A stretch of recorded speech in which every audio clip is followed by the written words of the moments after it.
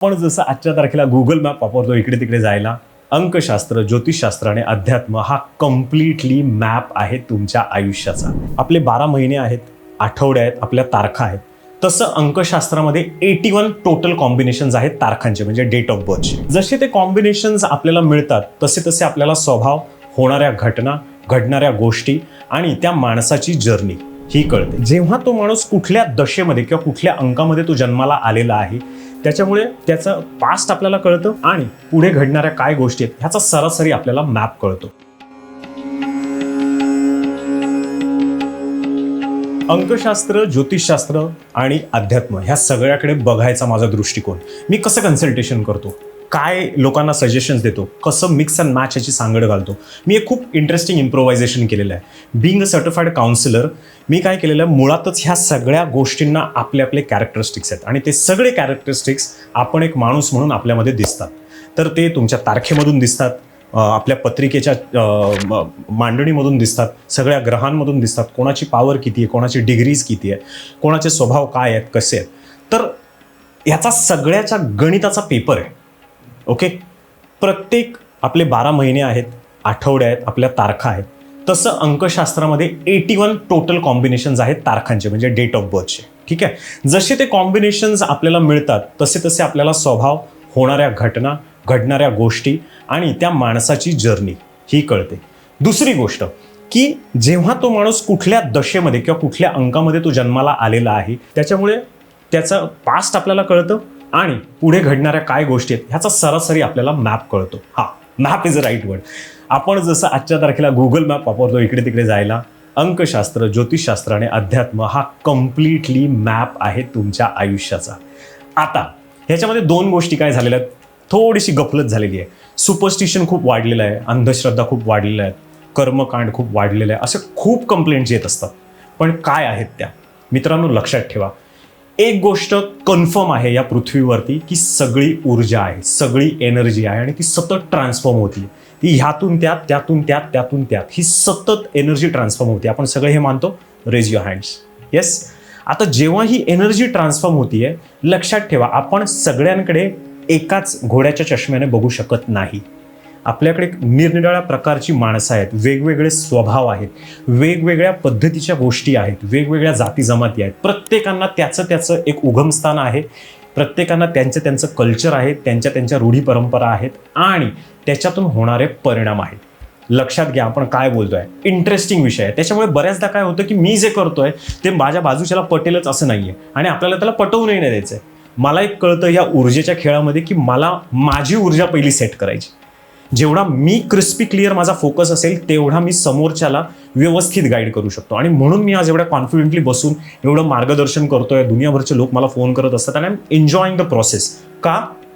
कारण की ह्या शास्त्रांनी मला स्वतःला मी कोण आहे हे समजायला खूप मदत झालेली आहे.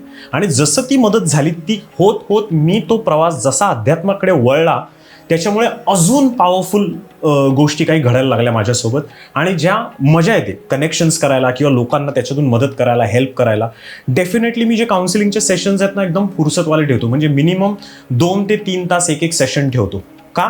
तर त्याच्यामध्ये मी तुम्हाला पूर्ण विस्तार देतो, पूर्ण तुमच्या एक आकड्याचा, काय त्याचे कॅरेक्टरिस्टिक्स आहे, किती पर्सेंटेज तो परिणाम करणार आहे तुमच्या लाईफवर, तुम्हाला जग कसं बघताय, तुमचा आतला स्वभाव काय, तुमचा बाहेरचा स्वभाव काय, तुमचा हार्ट नंबर काय आहे, सोल नंबर काय आहे, तुमचा कार्मिक नंबर काय आहे, तुम्हाला ॲक्शन नंबर कशाला म्हणतात, तुमचा लाईफ पाथ काय, तुमचा लाईफ नंबर काय, अशा खूप भरपूर पसारा आहे याचा. पण हा सगळा महत्त्वाचा आहे का? तर हो आहे. एकदा का तुम्ही स्वतःला ओळखलं, स्वतःच्या वीक बाजू ओळखल्यात, चांगल्या बाजू ओळखल्यात ना, फार फार बरं होतं, फार सुगम होऊन जातं आयुष्य. हा माझा खूप पर्सनल अनुभव आहे. आणि कमिंग बॅक टू दिस रूढी परंपरा किंवा अंधश्रद्धा किंवा हे कर्मकांड, सगळ्या प्रकारचे न्यूमेरोलॉजिस्ट, एस्ट्रॉलॉजर्स आणि वेगळ्या वेगळ्या प्रकारचे हीलर्स जगभरात अवेलेबल आहेत. तुमच्या नीडप्रमाणे, तुमच्या स्वतःच्या कॅरेक्टरिस्टिकप्रमाणे तुम्हाला जो सूट होईल, you just go with him, go ahead with him. असा काहीच प्रॉब्लेम नाही आहे. पण हो, प्रश्न सगळे विचारायचे. का? सगळं विचारायचं. तुम्ही जेवढे अंधळ्याप्रमाणे ते फॉलो करणार तेवढंच तुम्हाला अंधळ्याप्रमाणे ते सांगितलं जाणार. तेच जर तुम्ही पुरेपूर खोलून उघडून विचारलं, जे काही प्रश्न असतील, परत मी म्हणतोय खोलून ओपन करून विचारलं म्हणजे you do not need to ask any illogical questions. So stick to that mind, stick to that maturity as much as you can. कारण की आम्ही प्रत्येक एस्ट्रॉलॉजर, न्यूमरॉलॉजिस्ट याच्यामध्ये आपलं आयुष्य घालवतो. जसं आता मला स्वतःला 10-10, 12-12 वर्ष झाले. मोठे मोठे आपल्याकडे सिनियर लोक होऊन गेले ज्यांनी अख्खं आयुष्य याच्यामध्ये वेचलेलं, 50 वर्ष, 60 वर्ष, 70 वर्ष. त्या लोकांना आता अशा सिद्ध्या आलेल्या आहेत की ते बसूनच फक्त तुम्ही गेलात तरी ऑलरेडी ते ओळखतात. अशीही माणसं जगामध्ये आहेत, तुम्ही 100% ऐकली असतील तुमच्या रिलेटिव्समध्ये, आजूबाजूच्याला, की त्यांना येणारा माणूस पण कळतो की कोण येत आहे, त्याचे प्रॉब्लेम्स काय आहेत आणि त्याला काय सोल्युशन द्यायचं. हे फार अगदीच एक्झिस्ट करतं. आणि ह्याला सगळ्याला एक त्रिनेत्र, आपण जे तिसरं नेत्र म्हणतो, ह्याला ॲक्टिवेशन झालेलं असतं अशा लोकांचं. आणि ते का झालेलं असतं? त्यांचा तो सततचा प्रवास, त्यांचं ते सरेंडरन्स, त्यांची ती सगळी ऊर्जा एवढी केंद्रित झालेली असते आज्ञाचक्रावर की ते मदत करून त्यांची कर्म चांगली मल्टिप्लाय होऊन त्या सिद्धी अजून वाढतात. परत ह्या सिद्धी वाढतात, ह्या एक्झिस्ट करतात का नाही करत? तर ह्या 10,000% एक्झिस्ट करतात. तुम्हाला जर ह्याचं उत्तर हवं असेल तर ते तुम्हाला चिंतनातनंच मिळणार, वाचून मिळणार नाही. त्याच्यामुळे मी अभ्यासाचा पण प्रकार असाच ठेवतो की एखादं पुस्तक वाचलं, एखादा ग्रह वाचला, एखाद्याची पत्रिका वाचली, तर मी नेहमी 2 दिवस आधी त्यांची पत्रिका मागवून घेतो किंवा त्यांचे डिटेल्स मागून घेतो. 2 दिवस मी पुरेपूर त्यांचा अभ्यास करतो की काय आहे, कशाला आहे, कुठून आहे, पुढची येणारी दशा कुठली आहे, मागे झालेल्या गोष्टी काय आहेत, प्रेझेंटमध्ये कशाला फोकस करायचं आहे, त्याच्या हिशोबाने मग मी पुढचं सगळं तुम्हाला प्लॅनिंग करून देतो. आणि हे 1000% तुम्हाला रिझल्ट ओरिएंटेड असतं. आता लक्षात ठेवा, ह्याच्यात 2 गोष्टी आहेत. Because it is a 2 way communication. मी तर माझे 10,000% लावतोय, उरलेली रिस्पॉन्सिबिलिटी 10,000%ची ती तुमची राहते. म्हणजे सिम्पल आहे, when you go to doctor, you show him all your diseases, you show him all your pains and everything. ते गोळ्या देतात, पण तुम्ही घेता का?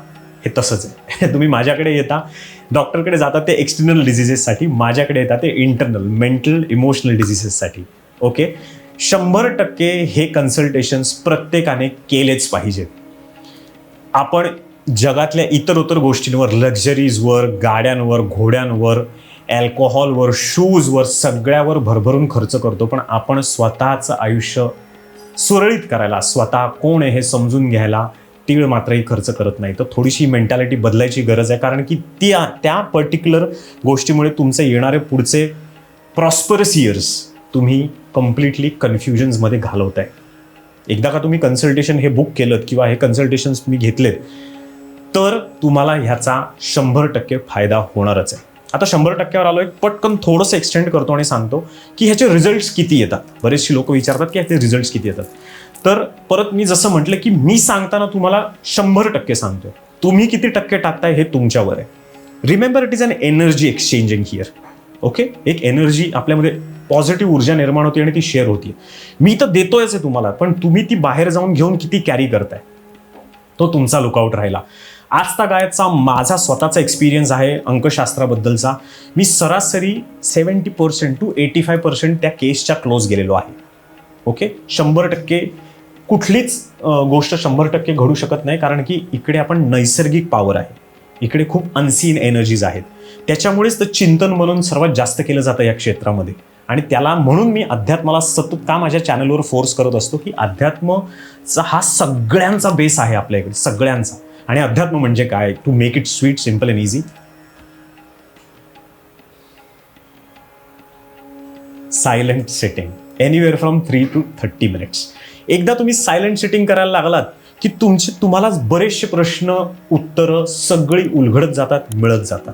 त्याच्यामुळे स्वतःच्या आयुष्यावर पहिला किती खर्च करावा, मी कोण आहे, कसा आहे, काय हे जाणून घ्यायला प्रायोरिटी द्यावी, ही माझी कळकळीची विनंती आहे. कारण की काय होतं, येणाऱ्या पुढच्या भावी आयुष्यातले सगळे त्रास वाचतात. Emotional, mental, physical, economical, social सगळे त्रास वाचतात. फॅमिली प्रॉब्लेम्स तर 10,000% वाचतात. तर मित्रांनो, ह्या विषयाला अजिबात इग्नोर करू नका.